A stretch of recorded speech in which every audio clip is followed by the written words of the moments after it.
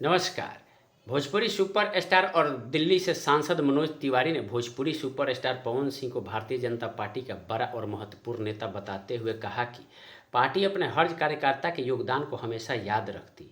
उन्होंने संकेत दिया कि जल्द ही पवन सिंह को उनकी मेहनत का उचित सम्मान और जिम्मेदारी मिलने वाली है। मंगलवार की देर रात औरंगाबाद से लौटते समय मनोज तिवारी रोहतास जिले के डेहरी पहुंचे थे। यहाँ एक निजी होटल में पत्रकारों से बातचीत करते हुए उन्होंने कई राजनीतिक मुद्दों पर खुलकर अपनी राय रखी।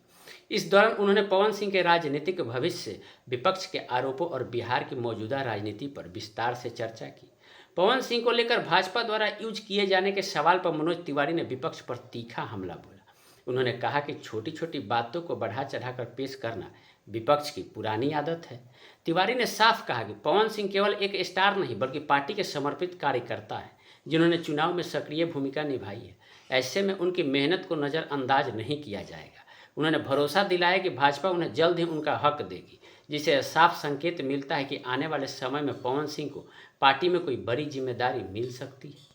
सांसद ने विपक्षी दलों पर हमला बोलते हुए कहा कि वे जनता के मुद्दों से ध्यान भटकाने के लिए इस तरह के आरोप लगाते रहते हैं। उनके मुताबिक भाजपा में हर कार्यकर्ता की मेहनत और समर्पण का सम्मान किया जाता है, चाहे वह किसी भी क्षेत्र से जुड़ा क्यों न हो। उन्होंने कहा कि पार्टी की कार्यशैली पारदर्शी है और इसमें व्यक्तिगत लाभ के बजाय संगठन और राष्ट्र हित को प्राथमिकता दी जाती है। यही कारण है कि भाजपा देश की सबसे बड़ी राजनीतिक पार्टी बनी हुई है। वहीं बिहार की राजनीति में परिवारवाद के मुद्दे पर भी मनोज तिवारी ने अपनी बात रखी। उन्होंने नीतीश कुमार पर लगे आरोपों को खारिज करते हुए कहा कि उन पर परिवारवाद का आरोप लगाना उचित नहीं है। तिवारी ने परिवारवाद को परिभाषित करते हुए कहा कि जब कोई व्यक्ति अपने पद का उपयोग कर अपने परिवार के सदस्यों, पत्नी, बेटे या बेटी को भी सत्ता में स्थापित करता है, तभी उसे परिवारवाद कहा जाता है। उन्होंने संकेत दिया कि नीतीश कुमार के मामले में ऐसा नहीं है, इसलिए उन पर यह आरोप लगाना गलत है। बिहार के अगले मुख्यमंत्री के सवाल पर मनोज तिवारी ने सीधे नाम बताने से इनकार किया, लेकिन एक अहम तारीख जरूर सामने रखी। उन्होंने कहा कि लोकतांत्रिक प्रक्रिया के तहत 10 अप्रैल को नए मुख्यमंत्री के नाम की घोषणा कर दी जाएगी।